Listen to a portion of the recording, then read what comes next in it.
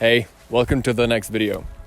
So, today I'm gonna ask you something. Have you ever felt like you were cornered mentally, where you feel like there's no way out, like you feel completely cornered mentally? Well, I definitely have. I know what it feels to have types of OCDs and have stupid, irrational thoughts clouding your mind day after day. And so today I'm just gonna give my experience with how I overcame them and just what I'd recommend. And hopefully this video will have helped at least a little bit. First off, before I start, I do have to say I'm not a doctor, I'm not an expert, I'm not a psychiatrist or anything like that. I will simply be giving my experience. If you have really, if you're really suffering with this, seek professional help. These are simply layman. This is like simply advice from a layman that has went through it. So the first thing is kind of obvious, but I figured that I'd mention it even so, and that is what you focus on grows. If you've got a problem and you focus on it, you talk about it with everyone, it tends to grow. So simply focus. I know how difficult this is. Try to focus your attention elsewhere. Do different activities where you may have those loops. Try your best to ignore them. And here, when you are in such a loop, and you will know what a loop is if you have OCD, or you might have had it, or irrational thoughts. It's the same annoying, fearful kind of thought that keeps ruminating in your mind, and you can't seem to get rid of it. And that's what makes you kind of feel those nasty emotions. And so that loop, what helped me a lot throughout my journey with it is basically try as best as you can to accept what's happening to you. When you're, all those things that happen when it happens, is, for example, physical symptoms like your heart rate goes up. Become okay with that. Become okay, like, you're doing something and suddenly it pops up. Be like, it's okay. Okay, my body may start feeling a little panicky. Okay, I feel that. Let me simply continue what I'm doing. Relax into it. It has power over you, only if you let it have power over you. So, basically, here, what do? You basically, everything that I'm saying in this video, it's fucking difficult. I know it. I've gone through it. This is basically just try and best do this kind of stuff. What do you do here? Let me give you a bit of an example here. So what you can do is you focus, you're doing something. You're focusing on a specific activity. You're working, you're studying, you're working on a project or something. And simply when the uncomfortable thoughts come and present themselves to you, in your mind, it starts bothering you. Simply don't mind the loop. Don't mind it. Ignore it. And how do you do that? Let me give you a bit of a mind trick, if you will. The way that you can view this OCD, these irrational thoughts, view it as an annoying little sibling, an annoying little child that's trying to pull your trousers because it wants your attention, because it wants a fucking lollipop or something. Ignore that little shit. No, seriously. Because that's what it is. What fucking purpose does it serve? No purpose. The only purpose that it serves, that I choose to believe, is that it makes you stronger. And I can tell you one thing, that I've had, I don't know, around 7 of these. I've had a good couple of them, OCDs and irrational thoughts, that have been developed over the last couple of years, and I can only say that it has truly made me more mentally strong. And when it does come up, sometimes it came up. Actually, a couple of days ago, there was something new for me, and I was like, oh, wait a minute, I know how to handle this. And it was quite uncomfortable in the moment. I was like, for a couple of seconds, like, oh, okay, here we go again. But suddenly I was like, I know what to do. I know how to react. And it's as Epictetus said, it goes something like, it doesn't matter what happened to you. What does matter is how you react to it. So view it as an annoying little child that's trying to get your attention.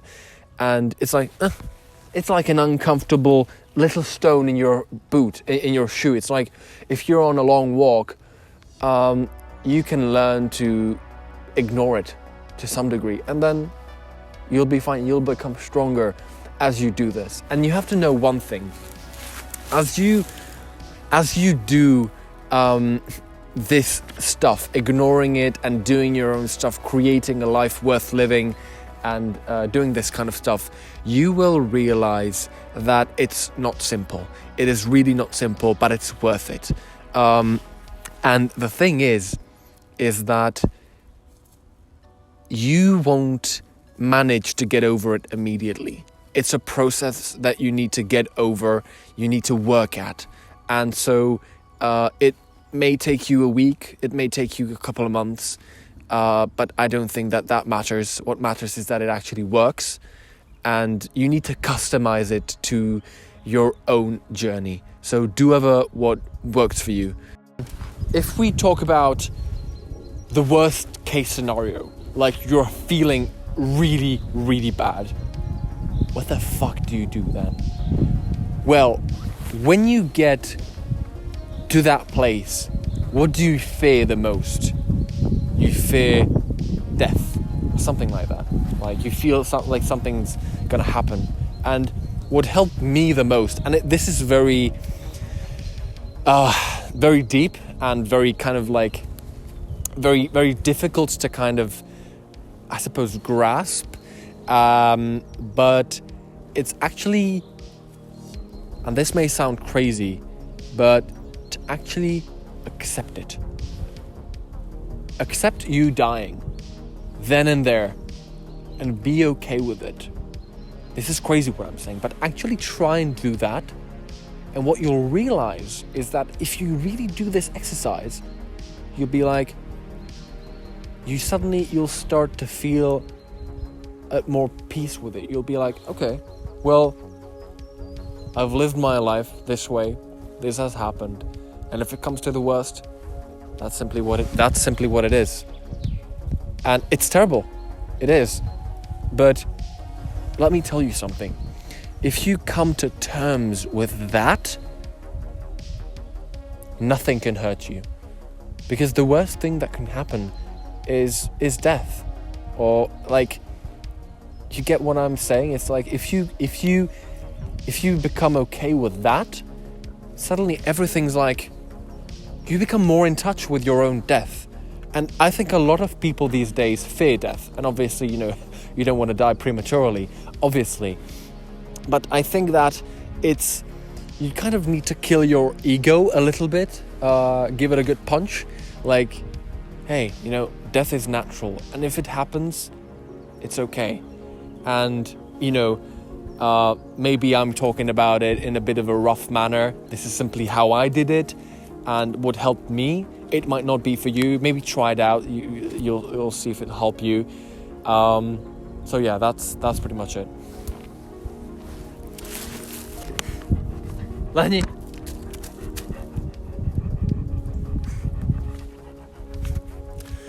Right, so that was kind of my take on the matter.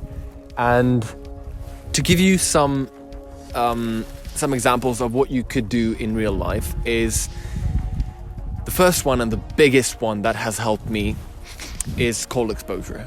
And cold exposure, I won't go into detail here. That has helped me tremendously. That has helped me mostly in overcoming my depression and anxiety and low dopamine and all that kind of stuff. But it has also helped me overcome my OCDs and irrational thoughts with when you go into the cold water, you learn to handle stress in a very effective manner. And how does that help with OCDs? When the OCD comes up, you get stressed, you get a little panicky. So when you go to the cold water, you learn to relax. Apply the same thing when the OCDs, when that kind of stuff is happening.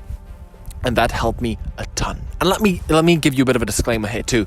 When I say I overcame my OCD and irrational thoughts, it hasn't disappeared completely, but I have reduced it considerably. Now, it basically doesn't bother me at all. Before, it was 80-90% prevalent in my life. Now it's less than 5%. 3%, maybe less. So that's my take on it. Cold exposure, definitely go and try it out. The second thing is more obvious, is find a sport. Find a sport or work out, exercise. I don't think I need to go much into detail why you should do that. It takes your mind off of it a bit, at least in the moment. It provides all the benefits that working out, exercise does. So, you can do some more research elsewhere, but that's my tip here. All these tips, they all fall into the category of creating an amusing and interesting life worth living. These are just tips, what you could do, what I do. So the other thing is languages. Find a language that you're genuinely interested in. For me, it's Japanese, French, Chinese. It doesn't matter. Choose something that you're really curious about yourself, and do it. Get passionate about it. Find reasons why you're gonna learn that language. If it's, I don't know, Japanese, for example. Look at the subcultures. Look at the food. Look at the behavior that the people display in Japan. Look at the writing system, the history, everything. Get passionate about it. Get a book.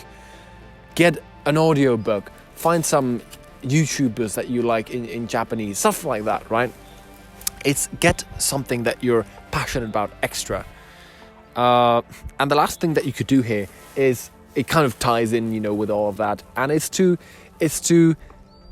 find skills that you can get good at.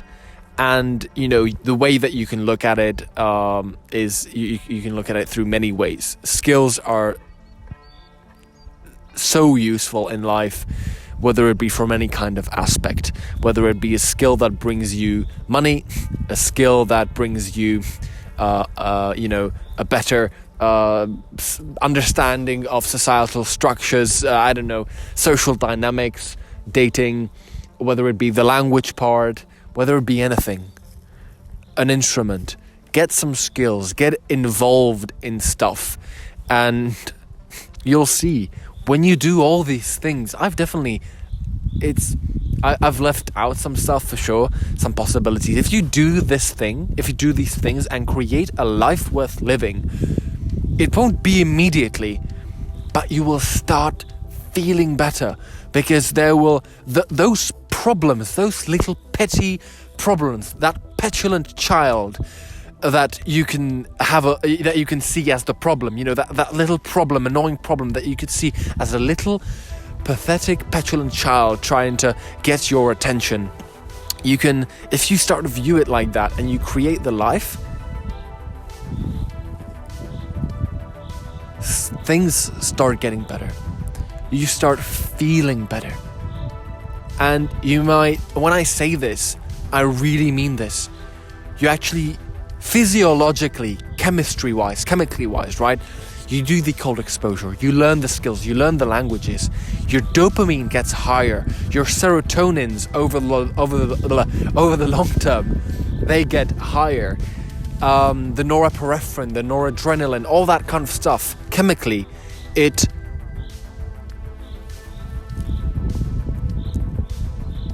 helps. And that's what starts to change. Now, I have a book recommendation, actually. So Viktor E. Frankl, I think, A Man in Search of Meaning, or something like that. And it was a while that I read it, but basically it was a book about a doctor, a guy that has survived the Holocaust. And he went through some of the worst things a human can endure. And when he was in those toughest times, what he said is that you actually have the power, not anyone else. You have the power. You have the responsibility of deciding how you're going to react to that problem, how you're going to react to that situation, a problem if you see it that way. And also, this may help you, it may not help you, but if you have an OCD or irrational thoughts, it's terrible. I know what it's like. But it may help to put it into perspective and think of the stuff that some of the people in history have gone through.